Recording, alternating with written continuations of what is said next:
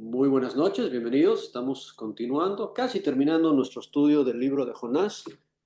Hoy vamos a estar al final del 3 y al principio del 4, y si Dios quiere la semana que viene ya concluiremos con la última parte del 4. En realidad el capítulo 4 de Jonás es el corazón del libro, porque es donde llega Dios al encuentro con, con Jonás como tal.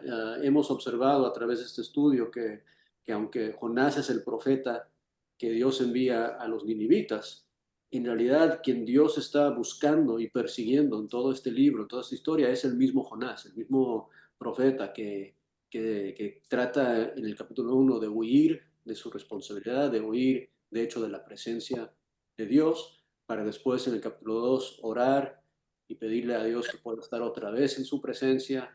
Se compromete a sacrificar en el templo que representa el lugar de la presencia de Dios, y cuando Dios lo manda a vomitar de ese pez, eh, Dios le da una segunda oportunidad para obedecer, y Jonás entonces va a predicar como Dios le envió a hacer.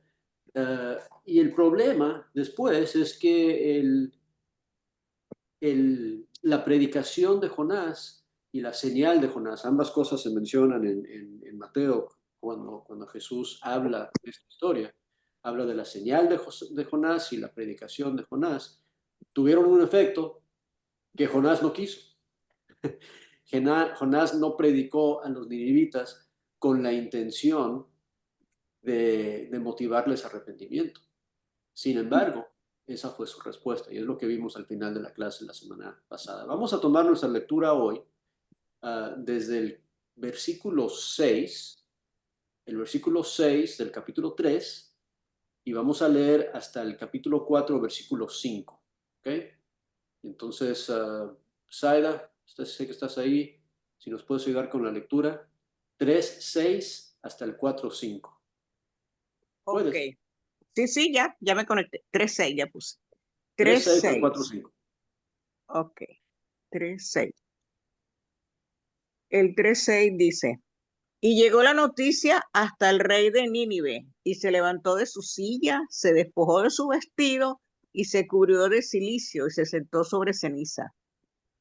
E hizo proclamar y anunciar en Nínive por mandato del rey y de sus grandes, diciendo, hombres y animales, bueyes y ovejas, no gusten cosa alguna, no se les dé alimento ni beban agua, sino cúbranse de cilicio hombres y animales y clamen a Dios fuertemente, y conviértase cada uno de su mal camino, de la rapiña que hay en sus manos.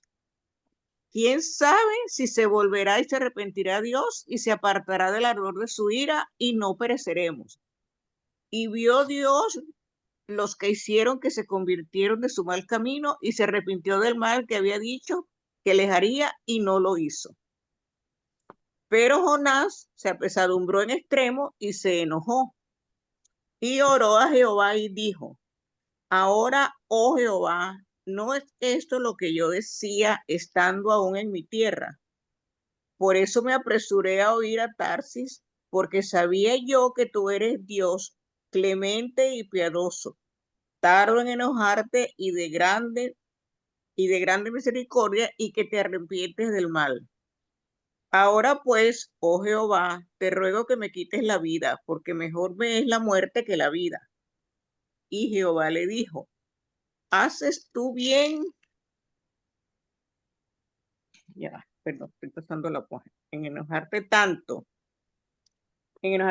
Y salió Jonás de la ciudad y acampó hacia el oriente de la ciudad y se hizo allí una enramada y se sentó debajo de ella a la sombra hasta ver qué acontecería en la ciudad. Ok, vamos a dejarlo hasta ahí por ahora. Ok, Gracias, Saida. Ok, la ok. semana pasada vimos el final del capítulo 3, pero quería retocar algunas cosas ahí antes de entrar al 4. ¿Se acuerdan que el sermón de Jonás no era el Evangelio? El sermón de Jonás no eran buenas nuevas, no eran buenas noticias. El sermón de Jonás está, está grabado ahí en el capítulo 3, versículo 4, la segunda mitad del 4, dice, de aquí a 40 días Nínive será destruida. Ese era el contenido del mensaje. En 40 días van a estar aplastados ustedes y ya. Sin embargo, ese mensaje motivó a la gente a divulgar el mensaje, porque Jonás no terminó de recorrer la ciudad, que se tarda unos 3 días en recorrer, eso lo hizo después de un día de predicar. El mismo pueblo repitió el mensaje y llegó eventualmente hasta los oídos del rey, y el rey reaccionó de una forma interesante, porque observamos ahí la semana pasada, versículos 6 y 7, que el rey por necesidad se tuvo que poner a inventar, porque como Jonás no le dijo qué tenía que hacer para ser salvo, el rey dijo, bueno, vamos a ver qué podemos hacer para que Dios se arrepienta del mal que tiene planeado en contra de nosotros. Entonces se les ocurre orar, es bueno hacer, se les ocurre ayunar y no beber agua, se les ocurre también hacer eso mismo con los animales, que es algo medio extraño que lo hagan así. Se ponen cenizas también a los animales, pero le atinan porque después también dice el texto que se arrepienten. Versículo 8, la Reina Valera dice de que se conviertan de su mal camino, pero la idea ahí es que se den vuelta en otra dirección. Esa es una definición del arrepentimiento. Y lo hacen todo eso, versículo 9 del 3, diciendo, quién sabe si se volverá y se arrepentirá a Dios y se apartará del ardor de su ira y no pereceremos. ¿Quién sabe? Ellos no saben. Y comparamos esto, se acordarán, con Hechos 2, ¿verdad? Después de que Pedro predica en Hechos 2, los oidores se compungen de corazón y dicen, varones hermanos, ¿qué haremos? ¿Verdad? Y ahí reciben una respuesta detallada. Arrepiéntense y bautícense. Cuando Pablo le predica al carcelero, le pregunta, ¿qué tengo que hacer para ser salvo? ¿Verdad? Y en esas dos historias, el predicador no les dice, problema de ustedes, averígüenlo, yo no les voy a ayudar. Pero esa fue la actitud de Jonás. La actitud de Jonás es que se mueran, que se destruyan, no me interesa su salvación. Bueno, lo que pasa es que en su intento de llegar al corazón de Dios, adivinan correctamente, porque claman a Dios y se arrepienten, se convierten de su mal camino. Y el versículo 10 del capítulo 3 dice que Dios vio lo que hicieron y específicamente dice, vio que se convirtieron de su mal camino. O sea, las demás cosas que hicieron no era lo que Dios estaba buscando, pero Dios vio el arrepentimiento y Dios se echó para atrás. Dios se arrepintió del mal que había dicho que iba a hacer. Y la última frase del versículo 10 dice que no lo hizo. Ahora, antes de llegar al 4, quiero recordarles algunas cosas, ¿verdad? Porque, bueno, el 4.1, Jonás reacciona muy mal al arrepentimiento del pueblo, pero también al arrepentimiento de Dios de destruir al pueblo. Dios, el texto dice en el 4.1 que Jonás se molesta, se desagrada, se apesadumbra, dice, y se enojó en extremo, extremadamente enojado se pone. ¿Y por qué? ¿Por qué? Porque lo que tenemos que acordarnos es que el plan de Dios, obviamente en el Nuevo Testamento entendemos que Dios quiere que el mundo se arrepienta y quiere ver el arrepentimiento, por eso es paciente. Eh, Segunda de Pedro capítulo 3, leemos ese pasaje que habla de eso. Pero en el Antiguo Testamento también. Y hablamos un poco en el capítulo 2 cuando hablamos de la presencia de Dios, hablamos del templo y el deseo que tenía otra vez Jonás de regresar al templo. Quiero que recordemos un poquito de ese escenario cuando construyen el templo, cuando Salomón termina de construir el templo. Y la dedicación de ese templo está grabada en Reyes y también en Crónicas. En Segunda de Crónicas capítulo 6, si quieren ir ahí un momentito. Y no lo vamos a leer todo porque es muy largo, pero en el capítulo 6 de Segunda de Crónicas, Salomón reúne al pueblo, sacrifican, la gloria de Dios llena el templo y se pone a orar Salomón. Y la primera cosa que Salomón hace, él reconoce que ese templo, que esa casa que él construyó no es nada para que Dios habite en ella, que Dios es demasiado grande, pero sí le pide a Dios que tenga sus oídos ahí, sus ojos ahí. Y después entra en esta oración, en una larga oración donde presenta varias situaciones o escenarios. Y otra vez, como digo, no las vamos a leer todas, pero básicamente lo que dice es, si algo le pasa a tu pueblo porque pecaron contra ti, haz de cuenta que los llevas en cautiverio, o si hay hambre en la tierra, o cualquier cosa, lo que dice Salomón en la oración, si ellos vienen a este lugar y oran a ti en este lugar, entonces Dios, escúchales desde, desde donde tú estás y perdónales. Es lo que le pide Salomón en oración cuando está dedicando el templo. Él quiere que el templo sea un lugar a través del cual la gente puede orar a Dios y Dios puede responder y restaurar y perdonar a su pueblo. ¿Ok? Pero en medio de esa oración, si vamos al versículo 32 de Segunda de Crónicas 6, mira uno de las situaciones o escenarios que presenta Salomón cuando él dedica el templo.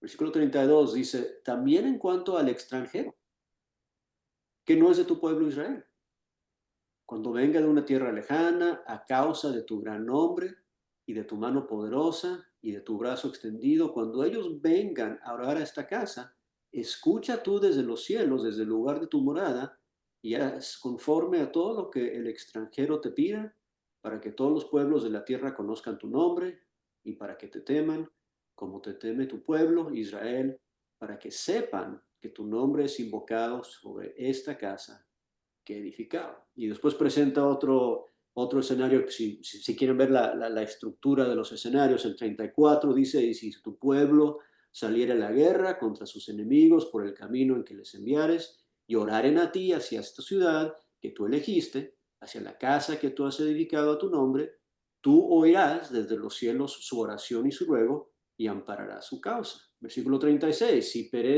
si pecaren contra ti, pues no hay hombre que no peque y te enojares contra ellos y los entregares delante de sus enemigos, para que los tomaren y los lleven cautivos a la tierra de enemigos, lejos o cerca, y ellos volvieren en sí en la tierra donde fueron llevados cautivos, y se convierten, y oraren a ti en la tierra de su cautividad, y dijeren, pecamos y hemos hecho inicuamente, impíamente hemos hecho, y se convirtieran a ti en todo su corazón, y en toda su alma de la tierra de su cautividad, donde los hubieres llevado cautivos, y oraran hacia la tierra que tú diste a tus padres, hacia la ciudad que tú elegiste y hacia la casa que he edificado a tu nombre, tú oirás desde los cielos, desde el lugar de tu morada, su oración y su ruego, y ampararás su causa y perdonarás a tu pueblo que pecó contra ti. Y lo que quiero que veamos ahí, y otra vez, si tienen tiempo, lean todo el capítulo, porque él presenta varias situaciones y todas son estructuradas de la misma forma. Si algo pasa con tu pueblo y tu pueblo ora a través o hacia o dentro del templo, entonces tú desde tu morada en los cielos escúchales y perdónales y restaurales. Ahora, esa es la oración, es lo que pide Salomón. Y solo quería observar que en el versículo 32 también menciona una situación donde ni es para judíos, también eso está abierto para extranjeros que no son pueblo de Israel, que es el caso con los ninivitas. Pero lo que es bien hasta más interesante es en la siguiente hoja, en el capítulo 7, cuando el Señor, cuando Jehová le contesta, le responde a Salomón. Y otra vez, no vamos a leer todo, pero vamos a leer desde el versículo 12. Y nomás quiero que nos demos cuenta de algo. Versículo 12 del capítulo 7 de Segunda de Crónicas dice, y apareció Jehová a Salomón de noche y le dijo, yo he oído tu oración y he elegido para mí este lugar por casa de sacrificio.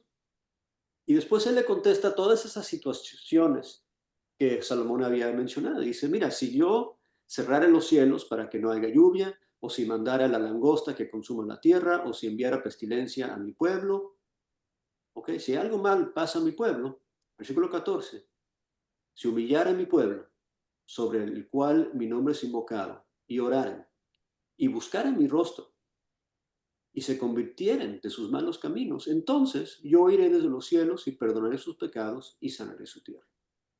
Ahora estarán abiertos mis ojos, atentos, y mis oídos a la oración en este lugar. Y lo que me llama la atención de eso es que cuando Jehová le contesta la súplica a Salomón, que dice, oye, siempre y cuando la gente ore a través de este lugar, escúchales. Dios le contesta y él dice, siempre y cuando se convierten de sus malos caminos, les voy a escuchar. Se me hace que para Salomón la clave del perdón era el templo, pero para Dios la clave del perdón es el arrepentimiento. Y todo eso para decir que lo que realmente toca el corazón de Dios, lo que realmente motiva a Dios a no castigar, no es el templo físico, no es la ropa que tienes puesta, no es el tamaño del sacrificio. Lo que realmente está buscando Dios es una sincera conversión, un sincero arrepentimiento de corazón. Y por eso él dice, mira, si me buscan a mí, si buscan mi rostro y si se convierten de sus malos caminos, entonces les voy a perdonar. Entonces regresamos y aplicamos ese concepto en Jonás. Y lo que vemos que Dios está haciendo es exactamente lo que él le dijo a Salomón que iba a hacer con ellos cada vez que ellos pecaran contra él. Si se arrepienten de verdad, de corazón, si se convierten de su mal camino, él les va a sanar, él les va a perdonar. Y efectivamente es lo que él ha decidido hacer al final de Jonás capítulo 3, ¿verdad? Porque en Jonás 3, versículo 10, lo voy a leer una vez más, y vio Dios lo que hicieron, que se convirtieron de su mal camino, y se arrepintió del mal que había dicho que les haría, y no lo hizo. Y entonces llegamos al 4.1 y vemos la reacción de Jonás. Y Jonás dice que se enoja en extremo por su desagrado. Y la pregunta es, ¿por qué se va a molestar tanto? ¿Por qué se va a enojar tanto? Si Dios desde que empezó a caminar con su pueblo, les explicó que cuando Él ve arrepentimiento, Él no castiga. ¿Ok? Entonces vamos a analizar un poquito el capítulo 4, por lo menos esa parte que leímos. Vamos a ir a oír otra vez. Jonás 4, el 1 en adelante.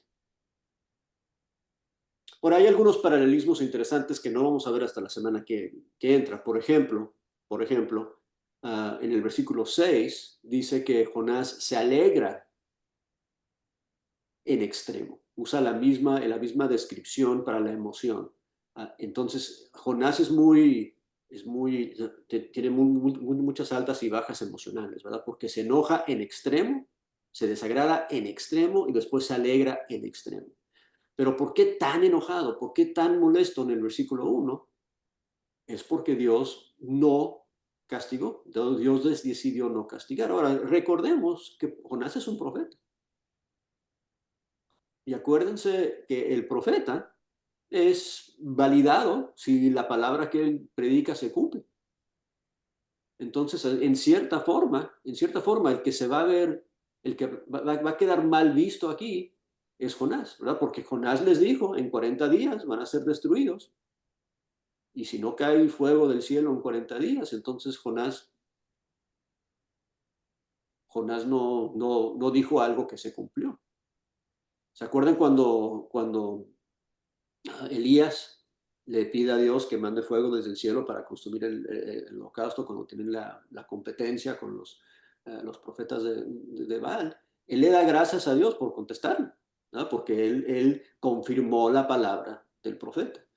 Um, y aquí el que se molesta, el afectado que es Jonás, porque el que se va a ver mal, termina siendo mal visto aquí es Jonás. Pero qué triste que Jonás está más preocupado por su reputación que por el bienestar de este pueblo. ¿Ok? Y esto lo vemos hasta el final del capítulo, que no vamos a llegar ahí hoy. Pero mira el versículo 2. Dice entonces que en su ira, en su extremo enojo, ¿qué hizo Jonás? En el versículo 2 del 4. ¿Qué hizo? Orar. Está Oró. orando, Jonás. Se puso a orar. Ahora, pregunta, ¿tú has orado enojado? A veces le pedimos a Dios cuando estamos angustiados, a veces le pedimos a Dios hablamos con Dios de agradecimiento cuando estamos muy contentos, pero a veces la emoción que nos motiva a orar es ira, es enojo. Y no sé, es interesante pensar que la oración de Jonás es una oración que viene de un lugar de ira, de extremo enojo, de extremo desagrado. Y eso es lo que le motiva a orar. Ahora, acuérdense que esta es la tercera oración de Jonás, porque la primera oración de Jonás no está grabada, es la oración que él hace mientras él se está hundiendo, y la respuesta de esa oración es que Dios le envía un gran pez para tragarse, ¿no? La segunda oración es todo el capítulo 2, donde él le da gracias a Dios por escuchar su primera oración, que era Dios, sálvame. Esa era una oración que él hizo cuando estaba angustiado, estaba problemado, entonces él le pide a Dios de un lugar de necesidad. La primera oración viene de necesidad. La segunda oración viene de agradecimiento y de gozo. El capítulo 2 es una alabanza a Dios porque Dios le ha rescatado y le ha salvado. Y esta tercera oración es una oración molesta, es una oración enojada. ¿Ok? Y la oración es esta, y la oración tiene cuando analizamos oraciones y estudiamos oraciones, nos damos cuenta que oraciones tienen varios elementos a veces, ¿verdad? No todas son iguales, pero oraciones pueden tener agradecimiento, pueden tener alabanza o reconocimiento de quién es Dios, y después tienen peticiones. Ahora, esta oración tiene reconocimiento de quién es Dios, que puede ser una alabanza, pero no suena como una alabanza de la forma que lo está diciendo Jonás, y tiene una petición súper rara, ¿verdad? Porque la petición que él tiene al final de la oración, el versículo 3, es quítame la vida. O sea, Jonás está tan enojado que su oración es Dios, mátame. Pero su reconocimiento de quién es Dios, mira qué interesante. El versículo 2, ahora, oh Jehová, ¿no es esto lo que yo decía aún estando en mi tierra? Pero acuérdense, ahora está en una tierra extraña, está en la tierra del enemigo. Cuando estaba bien, tranquilo, en casa, dice, yo sabía esto. Cuando tú me llamaste en el capítulo 1, cuando estaba cómodo en mi sofá, viendo tele, y tú me dijiste que venga aquí para donde estoy, yo sabía, Dios, que iba a ser así. No lo dije, no lo dije. Y dice, y por eso me apresuré a huir de Tarsis. Y ahora lo que está haciendo, él está justificando su propio mal comportamiento anterior. O sea, todo el capítulo 1 era para corregir el error de Jonás.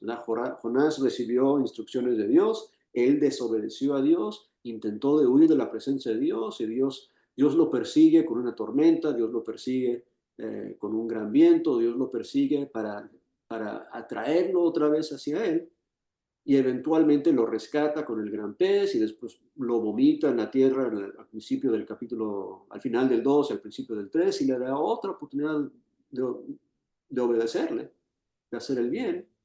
Y ahora Jonás está diciendo, no, era mejor cuando te desobedecí. Por eso te desobedecí, por eso no vine cuando tú me llamaste la primera vez. Por eso me apresuré a huir a Tarsis. ¿Por qué? Y aquí viene, ¿por qué? Porque yo sabía. Ahora, la pregunta interesante es que el conocimiento que Jonás tiene de Dios es correcto, ¿cierto? O sea, él conoce a Dios. Yo sabía que tú eres Dios clemente y piadoso, tardo en enojarte y de grande misericordia, y que te arrepientes del mal. Todo eso yo ya lo sabía de ti, y por eso no te quiso obedecer. Ahora, eso es una cosa súper complicada si lo piensas, ¿verdad? Porque ¿quién puede tener un conocimiento tan correcto del Dios Todopoderoso y aún así en su cara decirle, eso no me gusta de ti? Yo sé cómo eres Dios, pero eso no me gusta. Yo preferiría si tú no fueses como tú eres, Dios. Y lo que en realidad eso es el pináculo de egoísmo. Se me hace interesante que este Jonás piensa que él sabe más que Dios. Él piensa que él le puede decir a Dios los problemas con su carácter. Yo sabía, Dios, que tú eras grande misericordia y piadoso, y por eso yo no quise hacer esto. Y yo no sé ustedes, pero yo he tenido conversaciones con personas que ellos dicen que no creen en Dios, y después te empiezan a contar las razones que dicen que no creen en Dios, y mi respuesta para ellos es, oye, parece que no es que no crees en Dios, parece que no te gusta cómo es Dios, ¿verdad? Parece que el problema no es que no crees en Él, ahora yo creo que el problema es que no te gusta cómo es Él. Y si ese es el problema, entonces lo que tiene que cambiar es que tú tienes que conocerle mejor, o tú te tienes que acomodar o humillar a aceptar que Dios es Dios y que Dios es perfecto en su juicio y en sus emociones y en su carácter y en todo. Y si a mí no me gusta cómo es Dios, no es un problema con Dios, es un problema mío. Yo tengo que aprender cómo adorar y agradecer que Dios es como Él es. Y eso es un problema que tenía Jonás. Jonás en este momento sabía cómo era Dios, pero no, no le gustaba cómo era Dios. Ahora, me recuerda a Jonás en eso que él dice. ¿Se acuerdan de la parábola de los talentos? Cuando Jesús reparte a los 3 siervos y al tercer siervo que le dio un solo talento. Ese siervo, cuando regresa al maestro, le dice, oye, ¿qué pasó aquí? ¿Por qué no hiciste nada con el dinero que yo te di? Y él dice, es que yo te conozco, es que yo soy como eres. Yo sé cómo eres tú y yo sé que tú recoges donde no has sembrado, y yo sabía que ibas a esperar algo de mí, entonces, y por eso yo no invertí lo que tú me diste. Y es el clásico ejemplo de conocer a Dios, pero no dejar que en el conocimiento de Dios te motive a servir a Dios como debe de ser. Es exactamente lo que está pasando aquí con Jonás, porque lo que Jonás debería de hacer, lo que Jonás debería de decir en el versículo 2 es, Dios, yo conozco cómo eres tú, yo conozco que tú eres piadoso y clemente y tardo para enojarte y grande en misericordia, hazme a mí así también, para que yo también pueda amar y perdonar a mis enemigos. Hazme más como tú, Dios. Así como el siervo en la parábola de los talentos debería haber dicho, yo sé cómo es Dios, yo quiero ser más como el maestro, yo voy a intentar de agradarle, y aunque me vaya mal, me va a ir mal, porque yo también sé que él va a agradecer mi esfuerzo para tratar de agradar. Pero no, él dice, yo te conocí y por miedo no hice nada. Y Jonás dice, yo te conocí y por rabia no hice nada, o no quise hacer. Y entonces la única solución que se le ocurre a Jonás entonces es, bueno, entonces mejor mátame. que es casi risible, ¿verdad? Escucharle tan molesto y tan enojado decirle a Dios que le quite la vida. No hay nada noble en la forma que lo hace, lo está haciendo de enojón. Está haciendo como un niñito malcriado que dice, no, no, yo no quiero jugar así, mejor, si no puedo jugar con mis reglas, mejor no juego. Mejor sácame de la jugada, quítame la vida. Y entonces llegamos al versículo 4. Y es uno de estos versículos que es tan interesante analizarlo. Una vez cuando tengan tiempo, hagan una lista de todas las veces que Dios le hace una pregunta a alguien. Hay muchísimos lugares, pero este es uno interesante, porque aquí Dios le pregunta a Jonás. Y le va a preguntar esta misma pregunta 2 veces en este capítulo. Vamos a ver una hoy y la otra la semana que viene. Pero le dice, oye Jonás, pregúntate, ¿haces bien en enojarte tanto? Y me encanta que Dios no lo regañe. Dios no manda un relámpago y fríe a Jonás ahí por su mala actitud. Le dice simplemente, oye, Jonás, analiza tu reacción, analiza tus emociones. ¿Tú crees que haces bien en enojarte tanto?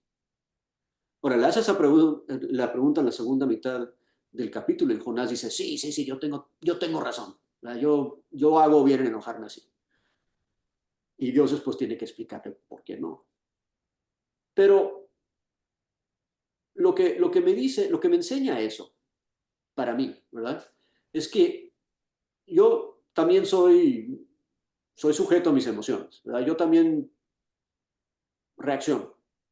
Yo también a veces me pongo contento, a veces me pongo triste, a veces me pongo enojado, a veces me pongo perplejo, muchas diferentes cosas. Y lo que tengo que hacer aquí es tengo que reconocer que a veces mis emociones, aunque son um, válidas, ¿verdad? No, vamos a entrar como que somos un psicólogo, ¿verdad? Y todas tus emociones son buenas y válidas y bueno que las expreses y todo eso. Está bien tener las emociones y hay que reconocerlas, pero también vale cuestionar las emociones y las reacciones y preguntarnos a nosotros mismos si esa emoción y esa reacción es correcta.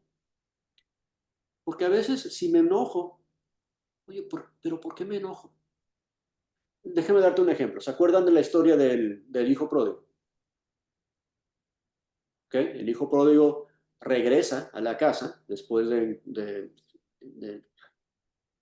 de conseguir, no sé, bueno, vino así, dice cuando estaba comiendo con los cerdos, dijo, voy a regresar a casa de mi padre, regresa a la casa de su padre lo ve desde lejos, corre, lo abraza y hace una gran fiesta. ¿Y cómo reacciona el hermano mayor de él? Reacciona más o menos como Jonás. ¿Verdad? El hermano mayor dice, no, eso no me gusta. No me gusta la forma que trató mi papá a ese hijo. Yo siempre he estado aquí, a mí nunca me has celebrado de esa forma y no me gusta lo que has hecho, padre. ¿Okay? Y aunque el texto no lo dice, lo que necesita hacer el hijo mayor es preguntarse a sí mismo, oye, ¿está bien que yo me enoje porque se arrepintió mi hermano? Esa es una razón válida de enojarme, porque la respuesta es no está bien que te enojes tanto. Así como no está bien que Jonás se enoje tanto, tampoco está bien que el hermano mayor del hijo pródigo se enoje tanto. No está bien. O sea, ahora es válido que se enojó, es válido reconocer tus emociones y ok, sí me enojé, pero ya te enojaste, analízalo, date cuenta que está mal y acuérdate que también tenemos control de nuestras emociones. Entonces, lo que se le olvida a Jonás es que sí está enojado en gran forma, pero mira qué tan rápido cambian sus emociones. Cuando lo referí, no lo hemos leído, pero cuando dice en el versículo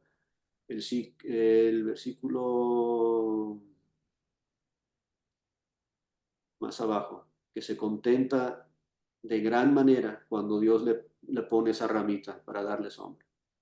O sea, mira qué tan rápido cambia su emoción, ¿verdad? Y eso es dejarte llevar por tus emociones. Pues de las características de un hijo de Dios, una de las características, un fruto del Espíritu, es dominio propio. Y dominio propio significa poder controlar tus emociones. Y para controlar tus emociones tienes que verlas, reconocerlas y decir, esta emoción, esta reacción está bien, voy a seguir adelante, o esta emoción está rara, esto está mal que me porte así o que me sienta así, y voy a cambiar eso. Simplemente no voy a dejar que esto me haga enojar. Y piensa en todas las veces que te has molestado o te has enojado, o te has empeñado, o te has angustiado. Y angustia es otra, ¿verdad? Angustia es otra emoción que nos agarra y, y toma control de nosotros en lugar de viceversa. Y la misma pregunta aplica. ¿Está bien? ¿Está bien que te angusties tanto? ¿Está bien que estés tan triste? ¿Está bien que estés tan enojado? Todas esas preguntas son importantes para hacernos, porque nosotros podemos cambiar las emociones. Nosotros tenemos el poder de controlar nuestras emociones. Entonces, Jonás dice, no, yo estoy enojado y tengo toda la razón por qué enojar. Y Dios le dice, piénsalo bien, Jonás, piénsalo bien. No está bien que te enojes tanto. Eso nos lleva hasta el versículo 4. Vamos a regresar al texto. El versículo 5 después dice algo interesante. Y eso vamos a terminar aquí hoy y después comenzar aquí otra vez la semana que viene, porque es bien, bien interesante lo que pasa entre el 4 y entre el 6. Digo, perdón, el 5 y el 6. El versículo 5 dice que salió Jonás de la ciudad. O sea, eso significa que la conversación con Dios es todavía dentro de la ciudad, todavía rodeada por todo este pueblo. Pero Jonás sale de la ciudad y dice que acampó, usa esa frase, acampó hacia el oriente de la ciudad. Um, en el lenguaje original dice eso de acampar es el que se sentó en un lugar alto, ¿ok? Pero dice que se hizo, se hizo ahí una enramada y se sentó debajo de ella a la sombra hasta ver qué acontecería con la ciudad. Y eso nos hace preguntarnos varias cosas, ¿ok? Uno, Dios ya había decidido que no iba a destruir. Pero Jonás aparentemente está esperando que su berrinche tocó el corazón de Dios para ver si Dios cambia de parecer otra vez. ¿Quién sabe? Porque él está sentado ahí para ver qué va a pasar. O sea, si Jonás estuviese convencido que la ciudad no va a ser destruida, ¿para qué se queda para ver? Entonces él todavía está esperanzado de que va a poder ver los fuegos artificiales que él quiere ver, ¿verdad? Y se sienta ahí para verlos. Pero también cuando hablamos de la actitud de Jonás, vemos algo en el versículo 5 que nos recuerda del, del carácter de este hombre y uno de los problemas en su carácter. Y cuando leemos de hacer enramadas o pensamos de hacer enramadas, ¿sí? ¿En qué otros ejemplos de enramadas se nos ocurren? A ver, díganme ustedes, ¿qué otras veces en la Biblia se habla de hacer Cuando enramadas? Elías, La cuando la transfiguración. enramada para los tres. En la transfiguración. En la transfiguración, ¿verdad? También había, obviamente, cuando estaban en el desierto, vivían en casas de campaña, tenían una fiesta solemne cada año que vivían en casas de campaña. Pero sí, en la transfiguración. Y ahora, en la transfiguración, ¿De quién fue la idea de hacer las enramadas? ¿Se acuerdan? En Mateo 17 o en Lucas 9. Pedro, De Pedro, ¿verdad? Pedro quiso hacer las enramadas. ¿Y por qué?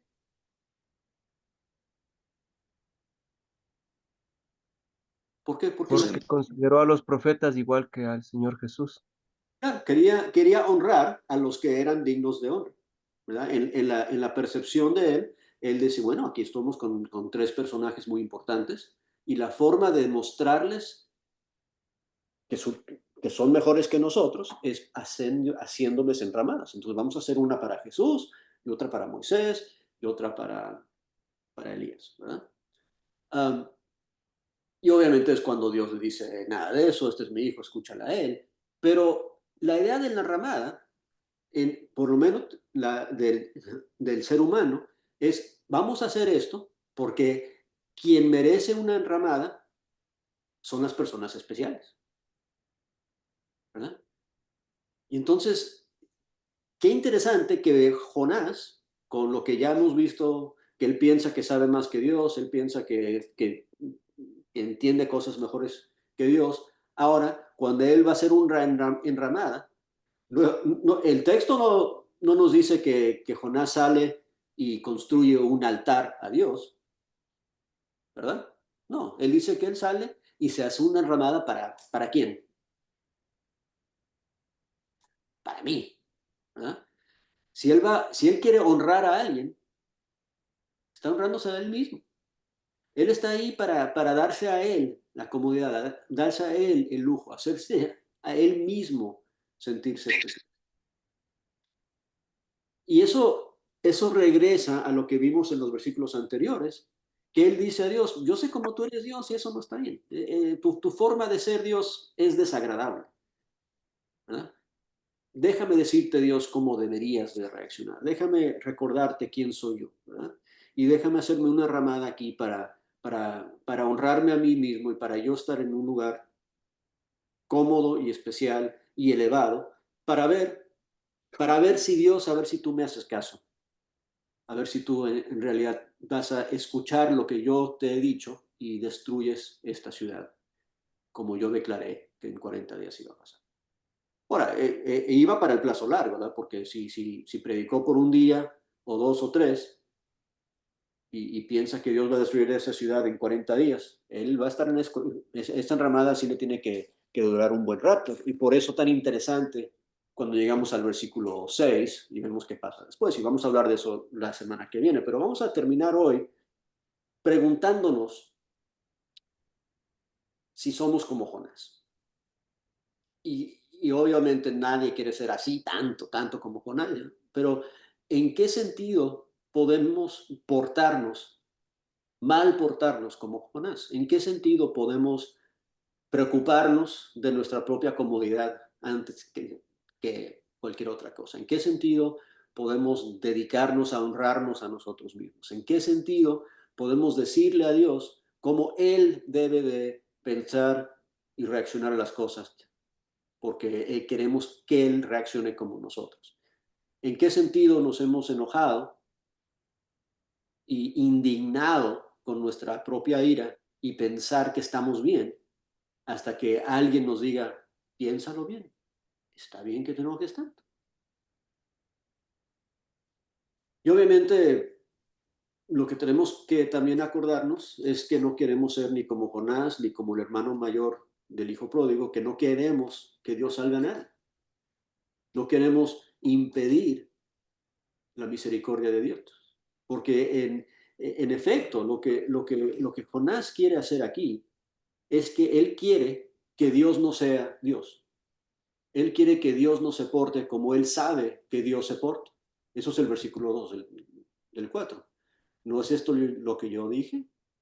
Yo sabía que tú eres clemente y piadoso y misericordioso. Yo sabía eso de ti. Pero prefiero que no seas así, Dios. Yo prefiero que tú seas como yo soy. Yo prefiero que tú, en vez de que yo sea como tú, yo prefiero que tú seas como yo.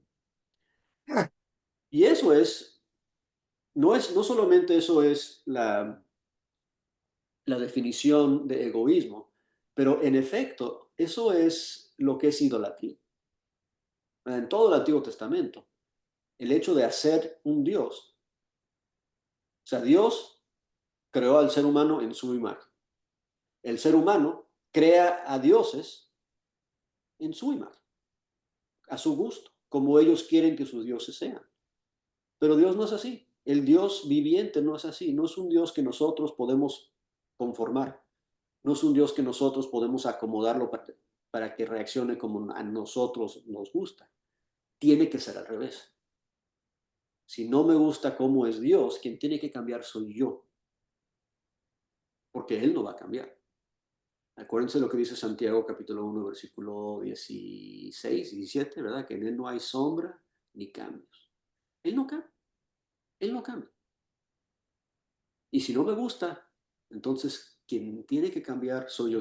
Una cosa interesante en Éxodo 34, ya se nos está acabando el tiempo. En Éxodo 34, mira desde hace cuánto el pueblo de Dios conocía estos atributos de Dios. Esto es Éxodo. Éxodo 34, 6 y 7. Esto es cuando Jehová y Moisés en el monte, dice, pasando Jehová por delante, le proclamó Jehová, fuerte, misericordioso y piadoso, tardo para la ira y grande y misericordia en verdad. Desde Éxodo, desde Moisés, desde antes, hablaba así de Dios. Y aquí Jonás, miles de años después, está diciendo, Dios, yo ya sé cómo eres, porque me han dicho desde mis abuelos y tatarabuelos, desde Moisés me han dicho que tú eres así, Dios. Ahora, Dios no ha cambiado en estos miles de años. ¿Por qué piensas, Jonás, que hoy Dios va a cambiar? ¿Por qué piensas hoy, Jonás, que Dios va a dejar de ser misericordioso y piadoso y tardo para la ira y grande en misericordia y en verdad? Por qué guardar? El versículo 7 dice, y que guarda misericordia a millares y perdona iniquidad y la rebelión y el pecado. O sea, así conocemos a Dios. Así lo conocemos, sabemos que así es. Y para que eso no nos guste, eso es un problema. Y entonces la pregunta que nos queda, para cerrar, la pregunta que nos queda es entonces, ¿hay gente en tu vida a quien tú les estás obstruyendo que reciban la misericordia de Dios? Que por, por mal genio, porque te caen mal, porque te hicieron daño, porque no se lo merecen en tu opinión, que tú no quieres que reciban misericordia. Qué feo, ¿no? Porque Dios les ama. Y Dios está listo y dispuesto para perdonarles el momento que se arrepienten. La pregunta es, ¿y tú lo estás? Aquí Jonás es un gran ejemplo de cómo no ser. ¿Verdad? Hay algunas cosas buenas que podemos aprender de Jonás, pero hay muchas cosas malas que podemos aprender de Jonás, de cómo no ser. Y definitivamente esta es una de ellas. Conozcamos a Dios, sí, eso es bueno. Es bueno que Jonás sabía cómo era Dios. Pero después, digámosle a Dios, hazme a mí más como tú, para que yo también sea misericordioso, tardo para la ira, grande en piedad y misericordia y en verdad, para que yo también perdone iniquidad y rebelión. Hazme a mí así perdonador como tú eres, Dios. Ya, no les dejé hablar, perdón, pero hasta allí llegamos. ¿Tienen comentarios, preguntas, observaciones? Tenemos 30 segundos. No, mentira, podemos quedarnos un ratito más si alguien quiere comentar. Yo, hermanito. Sí, adelante. Bueno, de veras que es como lo de Jonás, vernos en el espejo y decir, así soy, porque cuando nos justificamos, no vemos la misericordia de Dios. Y aquí estamos viendo que a pesar de lo que somos, el Señor tiene paciencia para ver si voy a cambiar. Y si yo actúo como Jonás, es mejor me quedo en esta enramada por si tú cambias, Señor, por si me escuchas, porque si ves mi corazón, mis sentimientos. Y así nosotros queremos que el juicio de Dios se lleve como yo lo quiero. Si me dañaron, pues que sea como yo sufrí, o más, Claro. o más, porque no fue mi culpa. Entonces, Señor, castígalo igual. Y, y el Señor nos está enseñando un gran mensaje allí para que no seamos como Jonás, para que tengamos paciencia con los que no, a los que actúan como Jonás. Y es un gran mensaje que he recibido Sí. para o sea, darle gracias a Dios porque a pesar de lo que soy, Él me ama, me tiene paciencia y está esperando que yo cambie, que yo entienda su mensaje. Claro. Hermoso. Eso es. ¿Alguien más? Bueno, yo quería decir algo Adelante. muy particular de una persona que está conectada ahorita acá y ha sido un ejemplo para mí esta noche y sé que para todos ustedes es la hermanita Yelenia, que he visto muy pocos hermanos que están como tú en ese estado pues de dolor y de sufrimiento en un hospital y pues está allí conectada en vivo y te podemos admirar y ver. Y bueno, es un ejemplo para mí. Le doy gracias porque cualquiera, concha, estaba, la verdad que estaba adolorida, pues. Y es como cualquier hermano de la Biblia, como este mismo Jonás, como Job, como tantos hermanos de la Biblia que hay que sufrieron tanto, pues, recorrieron los caminos de Dios, como estás recorriéndolo tú. Y bueno, te congratulo, te felicito y vamos a seguir orando por ti. Es un ejemplo. Amén, amén. Gracias, Alberto. ¿Alguien más? Hermano, Hermano Vicente, buenas noches. Sigue, hermanito José. eh, bueno, el enojo, pues podríamos decir que es constante en el cristiano.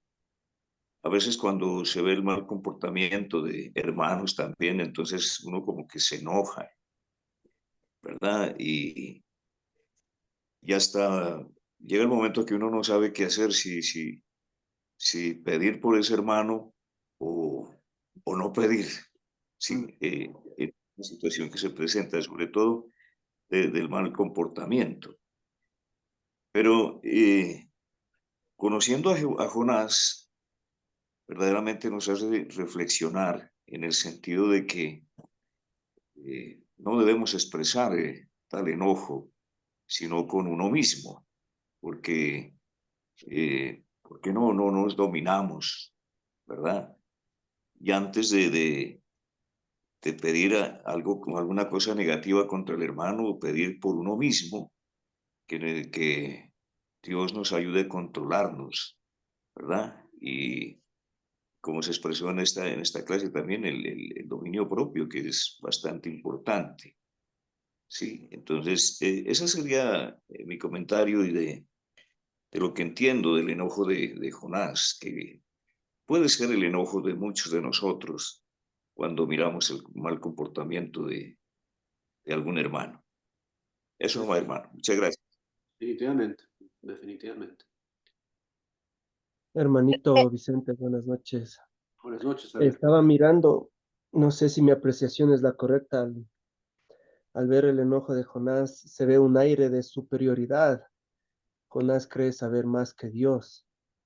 Y bueno, Dios perdona a Nínive, pero en los planes de Jonás está no perdonar a Nínive.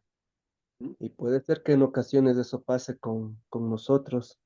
pensar que estamos por encima de la misericordia de Dios, del perdón de Dios y no otorgar lo que muchos hermanos, mucha gente necesita.